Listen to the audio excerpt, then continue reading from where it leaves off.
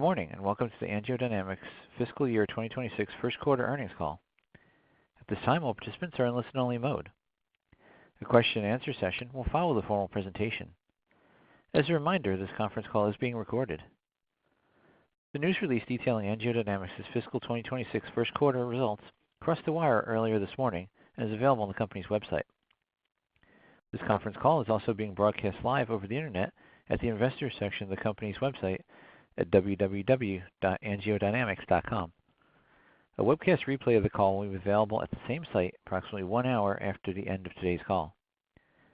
Before we begin, I'd like to caution listeners that during the course of this conference call, the company will make projections or forward-looking statements regarding future events, including statements about expected revenue, adjusted earnings, and gross margins for fiscal year 2026, as well as trends that may continue. Management encourages you to review the company's past and future filings with the SEC, including without limitation the company's Forms 10-Q and 10-K, which identify specific factors that may cause actual results or events to differ materially from those described in the forward-looking statements. The company will also discuss certain non-GAAP and pro forma financial measures during this call. Management uses these measures to establish operational goals and review operational performance, and believes that these measures may assist investors in analyzing the underlying trends in the company's business over time. Investors should consider these non-GAAP and pro forma measures in addition to, not as a substitute for, or as superior to financial reporting with measures prepared in accordance with GAAP. A slide package offering insight into the company's financial results is also available in the Investors section of the company's website under Events and Presentations.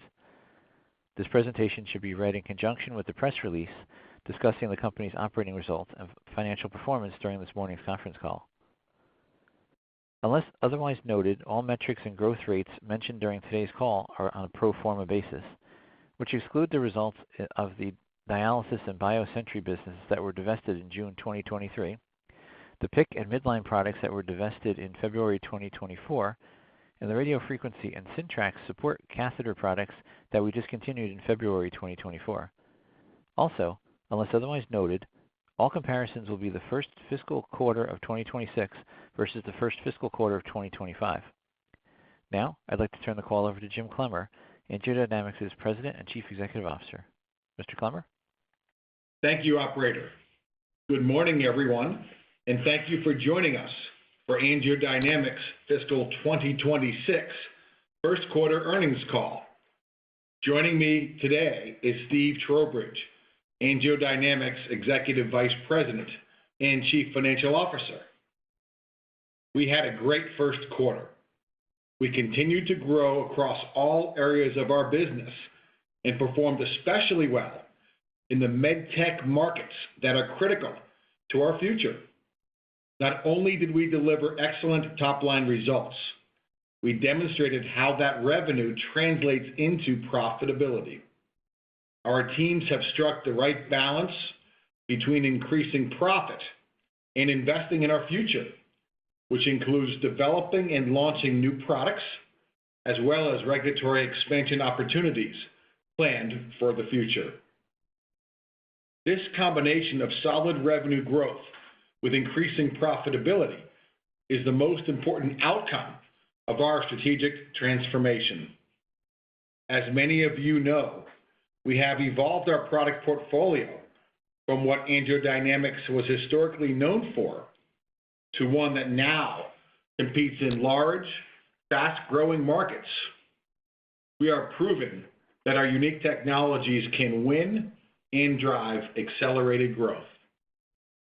In Q1, we grew our revenue by 12%, led by the continued strength of our MedTech segment, which grew 26%, marking our fourth consecutive quarter with over 20% growth.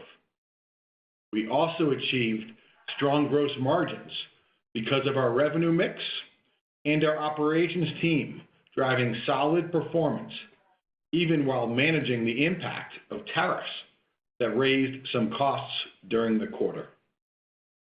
Our Auryon business has delivered another exceptional quarter, which continues to grow well above market rates, as we believe we have the best technology to deliver better outcomes for patients with peripheral arterial disease. We are growing by taking share from all competitors in the space, and we are seeing our move into the hospital market continue to excel, allowing us to drive both top-line growth and higher margins.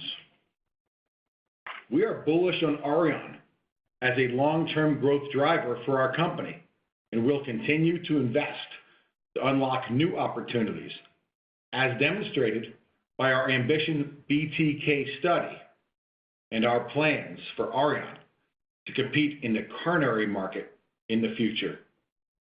We intend to continue proving why we believe our device is the most effective solution in the market. And we want to expand access to new opportunities that broaden the TAM that we compete in. These studies will help achieve both goals. Auryon exemplifies how our company can take an innovative product, build a great team around it, and execute with focus, which leads to strong growth and a great business. Our mechanical thrombectomy business grew by over 40% versus the previous year. Both AlphaVac and AngioVac saw strong customer growth, and we are pleased with the number of new users choosing our products. We are continuing to see new hospitals approve our products through their value analysis committees and bring us into inventory as approved devices, which will drive increased utilization moving forward. The feedback we continue to hear from customers consistently highlights how a few of the unique design elements that we built into AlphaVac provide substantial advantages and make it both safe and effective. The fact that a physician can use AlphaVac to treat PE without the need to reinsert a guide wire to safely navigate to the desired location is viewed as an innovative design feature that saves time and simplifies use, even in complex interventional procedures. We will continue to add new features and expand the potential uses for AlphaVac, as the interventional treatment of PE patients will be a growth driver for our company for many years. Our NanoKnife team is delivering great results as we experience growth of over 25%. Our expanded prostate indication allows us to educate and train urologists on our device, and has an increased interest from doctors who are seeking an effective focal treatment option for their patients.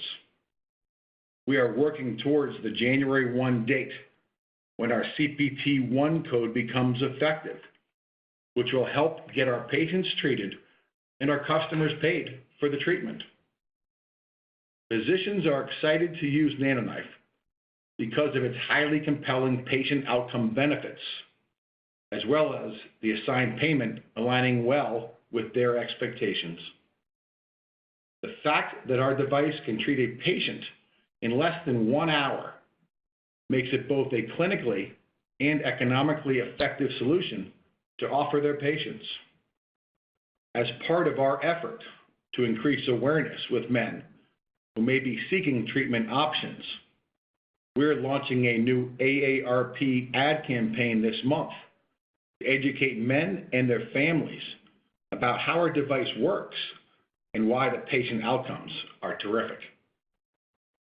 We are excited to drive increased awareness and education for patients and physicians, as we believe that NanoKnife can become the market-leading product to treat intermediate-risk prostate cancer, and we'll do everything possible to support that opportunity. Our medical device segment reported very strong results. We grew revenue over 2% year over year, led by strength in most of our categories. This business not only has excellent products that offer us attractive financial returns, but is also managed and run by a great team of people who know how to compete in more than one market at the same time. Overall, Q1 was a great start to our year. We're hitting on all cylinders. Our MedTech business is accelerating, we're taking share with our superior technology, and we're driving sustained profitability. With our strong pipeline of clinical catalysts, expanding market opportunities, and the operational leverage we're building, we're positioned to deliver significant value creation for our shareholders. Now let me turn the call over to Steve Trowbridge, who will provide more detail on our financial results. Thanks, Jim, and good morning, everybody. As always, before I begin, I'd like to direct everyone to the presentation on our investor relations website summarizing the key items from our quarterly results. Now, unless otherwise noted, all metrics and growth rates mentioned during today's call are on a pro forma basis, which exclude the results of the dialysis and BioSentry businesses we divested in June 2023, the PICC and midline products that we divested in February 2024, and the radiofrequency and Syntrax support catheter products that we discontinued also in February 24. Additionally, unless otherwise noted, all comparisons will be the first fiscal quarter of 2026 versus the first fiscal quarter of 2025. Top-line revenue performance was strong in the quarter. Revenue increased 12.2% to $75.7 million, driven by growth across both our MedTech and MedDevice segments. MedTech revenue was $35.3 million, a 26.1% increase, and our MedDevice revenue was $40.4 million, an increase of 2.3%. As we mentioned in our Q4 call in July, this quarter provided a slightly easier comparison for year-over-year growth than we will see during the rest of FY26. Now, that being said, we are really pleased with the revenue growth we achieved during our first quarter.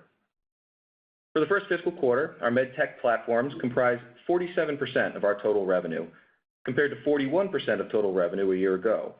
It's illustrating the sustained execution of our strategy to increase the percentage of our overall revenue base coming from our MedTech segment. In addition, in the slides accompanying our earnings release this morning, we illustrate the sustained growth of our MedTech segment over the past 5 years. During this time, the annual revenue of our MedTech segment has grown from $41 million in 2020 to $127 million in 2025, representing a compound annual growth rate of 25%. Digging into our MedTech segment, our Auryon platform contributed $16.5 million in revenue, growing 20.1% compared to last year.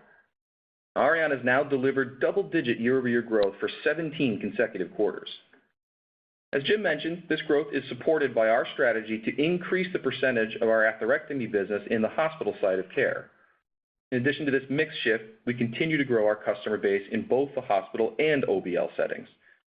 We also benefited from continued adoption internationally following CE mark approval in September of last year, which drove approximately $500,000 of revenue in the quarter. Mechanical thrombectomy revenue, which includes AngioVac and AlphaVac sales, increased 41.2% year-over-year, with revenue of $11.3 million. In the quarter, AngioVac revenue was $8 million, a 37.1% year-over-year increase, and AlphaVac revenue was $3.3 million, a 52.3% year-over-year increase. Total NanoKnife revenue was $6.4 million, an increase of 26.7%, with probe growth of 31.3%. We view each of our mechanical thrombectomy and NanoKnife businesses as strategically important, both in the near and long term, and are very happy with their recent performance. We expect both to continue to deliver strong year-over-year growth and contribute meaningfully to our margin profile and profitability moving forward. As I previously mentioned, in the first quarter, our MedDevice segment grew 2.3% year-over-year. We've stated that we believe that our MedDevice segment will grow in the low single digits throughout the coming years, and we're pleased with the sustained performance. Now, moving down the income statement, our gross margin for the first quarter of FY26 was 55.3%, a 90 basis point increase from the first quarter of FY25. Primary drivers of the gross margin improvement are pricing initiatives in both our MedTech and MedDevice segments, the sales mix shift to our higher margin MedTech products, and operating efficiencies. We previously discussed our strategy to right-size our manufacturing footprint to address labor constraints at our Queensbury facility and utilize third-party manufacturing partners. Our operations team has done a fantastic job executing on our strategy and has accelerated some of the gross margin initiatives, driving gross margin improvement in the first half of our fiscal year, ahead of the scheduled completion date of January 2026. In addition, gross margin in Q1 included $1.7 million of tariff expense, or roughly 220 basis point impact. Touching briefly on tariffs, the expense in Q1 was in line with our expectations, and as we discussed last quarter, we continue to expect to incur between $4 and $6 million of tariff expenses for the full fiscal year 2026. Total operating expenses in the quarter were $52.5 million, down to just 69.4% of sales, compared to $50 million or 74% of sales last year, as we continue to drive operating leverage in the business. Turning to R&D, our research and development expense was $6.4 million or 8.5% of sales, compared to $6.3 million or 9.3% of sales a year ago. As we previously stated, we remain committed to investing in R&D initiatives to support the long-term growth of our MedTech segment, and we're targeting approximately 10% of sales going forward. SG&A expense for the first quarter of FY26 was $40.7 million, representing 53.7% of sales, compared to $36.6 million or 54.2% of sales a year ago. This increase in spend is largely driven by the investments we have highlighted in an expanded mechanical thrombectomy sales force to support the growth of our MedTech segment. Our adjusted net loss for the first quarter of FY26 was $4.2 million, or an adjusted loss per share of 10 cents, compared to an adjusted net loss of $4.4 million, or an adjusted loss per share of 11 cents in the first quarter of last year. This year-over-year improvement is largely attributable to our MedTech revenue growth and the success of our expense management initiatives. Adjusted EBITDA in the first quarter of FY26 was $2.2 million, compared to an adjusted EBITDA loss of $152,000 in the first quarter of 2025. At August 31st, 2025, we had $38.8 million in cash, compared to $55.9 million in cash at May 31st, 2025. As we mentioned in July, cash utilization is always highest in our first fiscal quarter. This year, cash utilization was a bit better than we expected. We continue to expect to be cash flow positive for the current full fiscal year. And in line with historical quarterly patterns, we expect to use approximately $3 million in cash in Q2. For Q3, we expect to use zero cash or generate some, and we expect significant cash generation in Q4. We maintain zero debt and have the flexibility to tap into our revolving credit facility if needed. Turning now to guidance for fiscal 26. Based on our first quarter performance and our expectations for the balance of the year, we now expect net sales to be in the range of $308 to $313 million, raised from our previously issued range of $305 to $310 million. This increased range now represents growth of between 5% and 7% over fiscal 25 revenue of $292.7 million. On a segment basis, we now expect MedTech net sales to grow 14% to 16%, an increase from prior guidance of 12% to 15%, and we continue to expect Med Device sales to be roughly flat. For fiscal 2026, we continue to expect gross margin to be in the range of 53.5% to 55.5%. This is inclusive of our reiterated estimate of $4 to $6 million of tariff impact for the full fiscal year. And to give a little more color on gross margin, we don't expect to see a significant step up in margin during the balance of the year. As discussed above, we've accelerated some of our gross margin improvement initiatives during the first half, and we're seeing that here in our first quarter results. We now expect adjusted EBITDA to be in the range of $6 to $10 million, up from prior guidance of $3 to $8 million, again, inclusive of our estimated tariff impact. And finally, we now expect adjusted loss per share in the range of 33 cents to 23 cents, improving from our prior guidance of a loss of 35 to 25 cents. As you've just heard, we had a fantastic quarter driven by the continued execution of our strategic transformation. We have a compelling portfolio of world-class products competing in attractive markets. We have a great global team, commercial, R&D, clinical, regulatory, market access, all working together to bring innovative solutions to our customers, and we have the infrastructure in place to manufacture and deliver those technologies to our customers efficiently. Finally, we have a strong balance sheet, which will allow us to continue to invest in growth. We're excited about the momentum we built and the opportunities ahead of us. We remain focused on executing across our businesses to drive sustained profitable growth and value creation during the balance of fiscal 26 and beyond. With that, I'll open the line for questions. Thank you. We'll now be conducting a question and answer session. If you'd like to ask a question at this time, you may press star 1 from your telephone keypad, and a confirmation tone will indicate your line is in the question queue. You may press star 2 if you'd like to withdraw your question from the queue. For participants that are using speaker equipment, it may be necessary to pick up your handset before pressing the star keys. One moment, please, while we poll for questions. That's star 1. Thank you. Our first question today comes from the line of John Young with Canaccord Genuity. Please proceed with your questions. Hey, Jim and Steve, it's John. Congratulations on the nice progress we're seeing here. I first wanted to start on just guidance, if I can. If I'm reading between the lines right from your comments, Steve, it sounds like the raise in MedTech and the go forward is mostly going to be predicated on mechanical thrombectomy and NanoKnife segments. Am I right on that? And just any color on how would you think of the growth cadence between those two, especially with reimbursement for prostate coming online in fiscal Q3? Thanks. Yeah. Hey, John. Good morning. Thanks for the question. Yes, you're correct. If you think about the raise in guidance going forward, it is primarily being driven by what we're seeing in the mechanical thrombectomy and NanoKnife spaces. As you mentioned, we're very pleased with Auryon and the performance that we've seen in Auryon and the 17 consecutive quarters of growth in that business. Had a really good first quarter. We expect that to continue to be a solid contributor to our growth going forward. But we're really pleased with what we're seeing in mechanical thrombectomy and the sustained growth that we've seen in both AngioVac and AlphaVac over the last handful of quarters.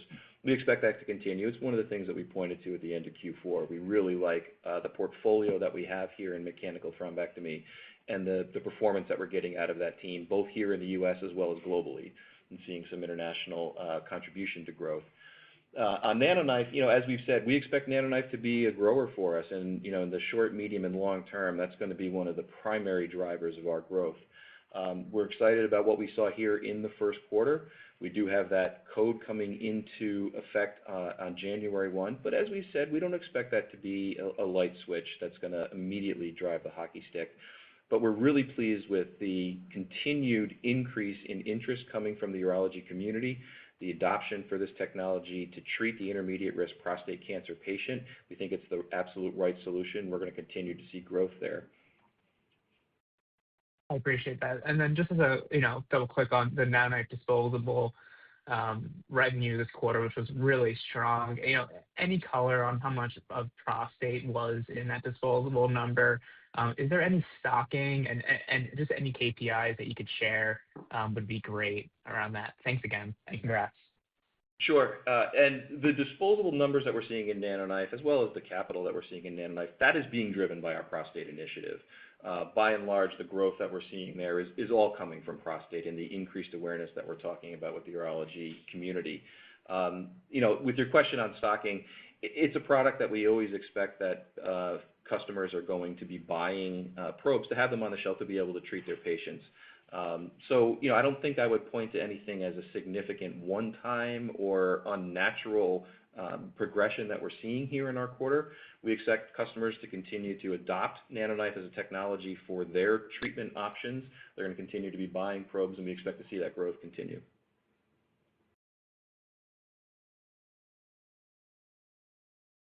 Thank you. The next question comes from the line of Frank Takkinen with Lake Street Capital. Please proceed with your questions. Great. Congrats on the quarter, and thanks for taking the questions. I was hoping I could start in mechanical thrombectomy. Maybe an update around kind of hospital penetration would be helpful, and then how we should think about that trending going forward. Hi, Frank. It's Jim. Good morning. So we've seen really good uptake in interest at the hospital, and that translates into our sales team then converting accounts into the value analysis committee approvals that we seek. it's always good to have a doctor, buy one and try one, gain the confidence in the device itself, then to go and put it through the VAC process, which is our ultimate goal, to get on the shelf there. And there's a couple other good products in that space, as you know. So we're really pleased with the adoption of the space. It's really important to us. We measure it every month. We watch the adoption. We watch our procedures grow every month. So it gives us more confidence in the device. And then just hearing physician feedback. I spent a couple days last week at the PERT conference talking to a lot of the users who've tried our device recently, who know the other products on the market and are really confident in our device and some of those design element features we built in. So Frank, we're going to watch this, measure it well, invest in this space. As you know, we've added new sales reps into this fiscal year based upon our confidence, and we'll keep measuring it for you. But we have a lot of KPIs we track internally. Yeah, and Frank, just to add to what Jim said, I mean, we are bringing on new customers in both the AngioVac and AlphaVac side of the house every quarter. We're really pleased with the trajectory that we're seeing there. We're still in the very early stages here. I wouldn't say that we're significantly penetrated. We've got a lot of opportunities to continue to grow both AngioVac and AlphaVac in the quarters ahead. Perfect. That's helpful. And then maybe as it relates to some of the sales force hiring you did in mechanical thrombectomy, can you update us on where that sales force stands? And then more broadly speaking, how should we think about other commercial investments across the medtech business? Yeah, good question, Frank. I know at the last call we talked about, we ended our fiscal 2025 with about 40 dedicated sales reps selling mechanical thrombectomy. And we mentioned we're going to invest about a 25% increase this year. So we have now 50 people, 50 territories identified who are just solely focused on AlphaVac and AngioVac. And based upon the feedback we received, we think that's the right cadence. So you'll see us continue to grow. If an investor looks back on the success we've had with Auryon, for example, we launched Auryon 5 years ago. And at the time, there were no sales reps when we bought the product, launched it. Now we have about 40 reps dedicated to Auryon. And we added and expanded over time, selling forward with the opportunity that we saw. So we'll do a similar model with our AngioVac AlphaVac team, who's done a really good job getting customer awareness to the level we like. So you'll see that happen over time, not just investments in Auryon and the AlphaVac team, but next year when we get the CPT-1 code up and running, you'll see investment probably over the next 3 years coming into that NanoKnife urology sales force to help service what we think will be a lot of increased demand. Perfect. That's helpful. Thanks for taking the questions. Thank you. The next question is from the line of Yi Chen with H.C. Wainwright. Please proceed with your questions. Hi, this is Eduardo on for Yi. Just to follow up a little bit on the mix of growth and penetration versus utilization. I guess let's start with the thrombectomy. Is there any sense of revenue growth attributable to the price increase? I know that you guys have been playing around with that given the increase in price versus volume, just to get a feel for how much is being driven by each of those factors. Yeah, it's a great question. We are seeing the ability to take some price in mechanical thrombectomy, and we're doing that. But we're also bringing on new customers, and we're seeing growth in terms of unit sales as well as utilization at our customer base. So it's a combination of all three.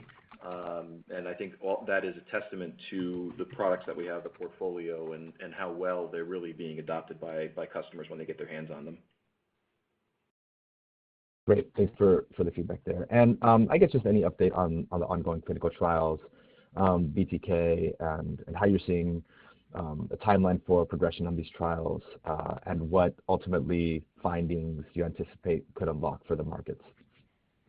Yeah, as we've said, we think this is a very important clinical trial, both to our product line, but also to the market in general for atherectomy. And we think that Auryon has a unique place and a unique role to play in that. There's been some publications of some IITs of physicians who have used Auryon to treat below the knee calcifications and lesions with great outcomes. So we're very confident with what we're going to see. The structure of the Ambition BTK study we think is important to have both the RCT segment as well as the registry to prove that you can use Auryon particularly and atherectomy below the knee and get good outcomes for your patients.